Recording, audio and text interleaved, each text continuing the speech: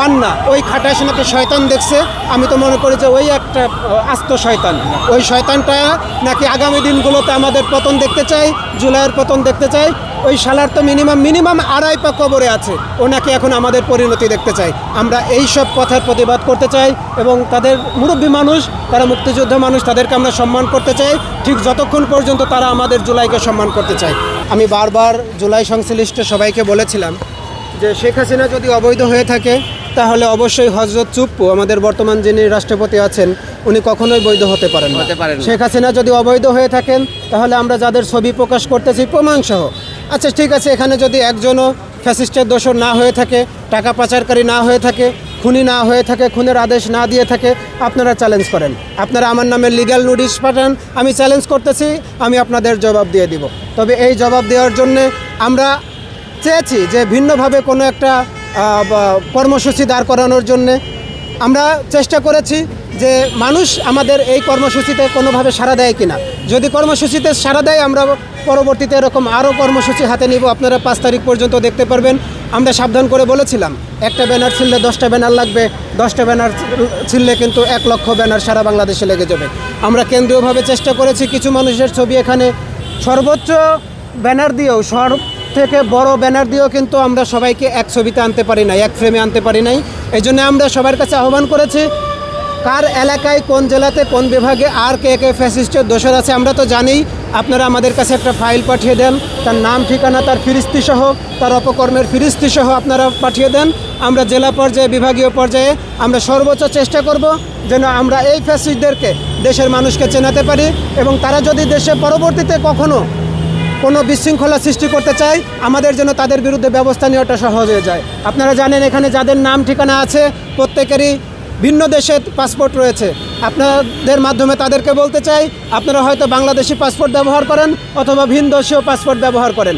যদি আপনারা ভিনদেশীয় পাসপোর্ট ব্যবহার করতে চান আমরা সরকারকে যেভাবেই হোক সরকারকে বলে আমরা আপনাদের বাংলাদেশি পাসপোর্টটা ব্লক করে দিব। পাসপোর্টটা ব্লক করলে কি হবে, আগামী দিনগুলোতে আপনারা যে পরিমাণ টাকা পয়সা লুট করে নিয়ে গেছেন আপনাদের এই টাকা পয়সাগুলো সরকারের রাজস্ব খাতের অধীনে এগুলো জব্দ করতে সুবিধা হবে এবং আপনারা যে দেশে আছেন সে দেশে আমরা ইন্টারপোলের মাধ্যমে তাদেরকে দেশে ফিরিয়ে আনতে আমরা সম্মত হব বলে আশা করছি এবং এই আশা থেকেই আমরা আসলে সারা দেশের মানুষের কাছে এবং আন্তর্জাতিক পর্যায়ে এদেরকে ফ্যাসিস্ট হিসেবে, গণশত্রু হিসেবে চিহ্নিত করা দেওয়ার জন্য চেষ্টা চালিয়ে যাচ্ছে। 24-এর আগে শেখ হাসিনা কিন্তু লিডিং পর্যায়ে ছিল, তার 5 স্তরের সব জায়গায় লোকজন সাজানো ছিল। আপনার প্রশাসন, সিভিল প্রশাসন থেকে শুরু করে প্রতিটা জায়গায় কিন্তু সে 2041 সাল পর্যন্ত ক্ষমতায় থাকার যে নীল নকশাটা তিনি কিন্তু এঁকে গিয়েছিলেন। আমাদের ছাত্র জনতার, সাধারণ মানুষের প্রতিবাদের মুখে, প্রতিরোধের মুখে যখন দেশ ছেড়ে পালিয়ে যায়, প্রকৃত অর্থে আপনারা যদি আমাদেরকে রাস্তায় নাও দেখতে পারেন কিংবা সংখ্যায় কম দেখতে পারেন, আমরা কিন্তু ফ্যাসিস্ট বিরোধী এবং ভারত বিরোধীতায় আমরা কিন্তু এখন পর্যন্ত লিড দিচ্ছি।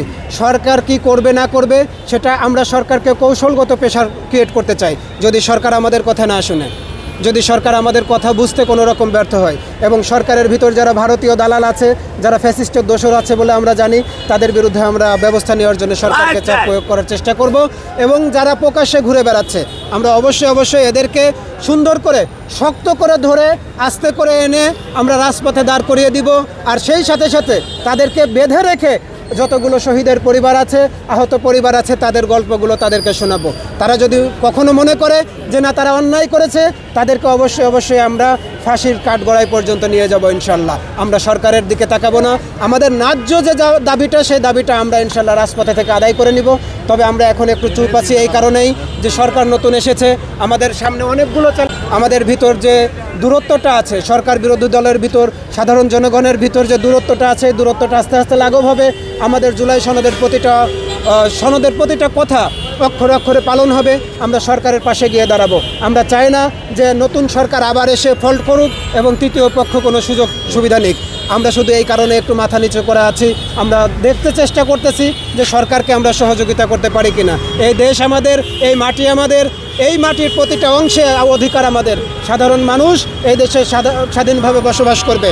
আপনার যতটুকু বলার আপনি বলে যান, তবে সীমা লঙ্ঘন করবেন না। আপনার বাকস্বাধীনতা আছে, আমরা আপনাকে বাকস্বাধীনতা দিতে চাই, কিন্তু এমন কোনো কথা বলবেন না আনিস আলমগীরের মতো কিংবা ওই টিভি টক শোতে বসে আপনারা এমন কোনো বাক্য উচ্চারণ করবেন না। গতকাল দেখি এক বুড়া খাটাস পান না, ওই খাটাস নাকি শয়তান দেখছে। আমি তো মনে করি যে ওই একটা আস্ত শয়তান। ওই শয়তানটা নাকি আগামী দিনগুলোতে আমাদের পতন দেখতে চায়, জুলাইয়ের পতন দেখতে চায়। ওই শালার তো মিনিমাম 2.5 পা কবরে আছে, ও নাকি এখন আমাদের পরিণতি দেখতে চায়। আমরা এই সব কথার প্রতিবাদ করতে চাই এবং তাদের মুরব্বী মানুষ, তারা মুক্তিযোদ্ধা মানুষ, তাদেরকে আমরা সম্মান করতে চাই ঠিক যতক্ষণ পর্যন্ত তারা আমাদের জুলাইকে সম্মান করতে চায়।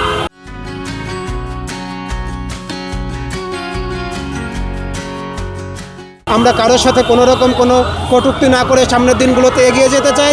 অর্থনৈতিক সচ্ছলতা আমাদের প্রয়োজন আছে, আমাদের কোনো না কোনোভাবে বাংলাদেশের একতাবদ্ধ হওয়ার প্রয়োজন আছে। আমরা শুধু আপনাদের মাধ্যমে বাংলাদেশের মানুষকে জানিয়ে দিতে চাই ফ্যাসিস্ট কী কারণে হয়েছিল, গুম খুন, আয়নাঘরে কী পরিমাণ মানুষ গুম খুন হয়েছিল, মানুষ কী পরিমাণ অত্যাচারের। আরে মিনিমাম দাড়ি টুপি রাখলেই, টাকনুর উপর কাপড় পরলেই একজন আরেকজনকে সালাম দিলেই বেনজির তাকে জঙ্গি হিসেবে ধরে নিয়ে গেছে, তাদের আজ পর্যন্ত কোনো খোঁজখবর পায় নাই। আপনারা জানেন যে 1400-র উপর মানুষ শুধু চোখের ইনজুরি হয়ে বেঁচে আছে।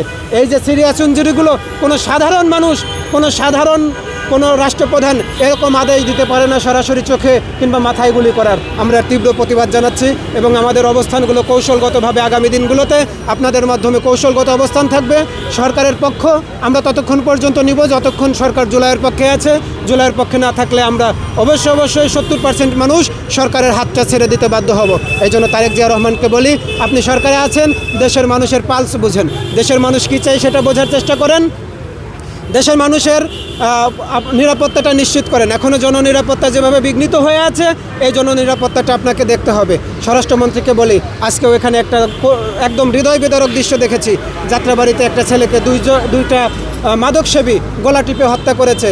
মামলা নিতে চায় না যাত্রাবাড়ি থানার, তারপরেও জোর জবরদস্তি করে মামলাটা নেওয়া হয়েছে। সে এখানে প্রেস ক্লাবের সামনে তার সন্তানের লাশটা এনেছেন, আপনারা দেখেছেন। এইভাবে যদি চলতে থাকে আগামী দিনগুলোতে, যদি লাশ নিয়ে যদি জানাজার পরিবর্তে ওই আপনার কবরস্থানে নেওয়ার পরিবর্তে যদি এখানে আপনার সচিবালয়ের সামনে নিয়ে আসা হয়, স্বরাষ্ট্র মন্ত্রণালয়ের সামনে নিয়ে আসা হয়, এখানে যদি আপনার প্রেস ক্লাবের সামনে নিয়ে আসা হয়, প্রতি মাসে মিনিমাম 100 করে খুন হচ্ছে, শত ধর্ষণ হচ্ছে। এই কফিনগুলোর ভার কিন্তু আপনারা নিতে পারবেন না। এই জন্য যেখানেই সমস্যা হচ্ছে সেখানে সমাধান করুন। জননিরাপত্তাগুলো অবশ্যই এখনই দেখতে হবে, এই মুহূর্তে দেখতে হবে। নতুন আইন করবেন নাকি নতুন বাহিনী গঠন করবেন সেটা আমরা জানি না। প্রতিটা নাগরিকের তার অধিকার হচ্ছে তার নিরাপত্তা দেওয়া।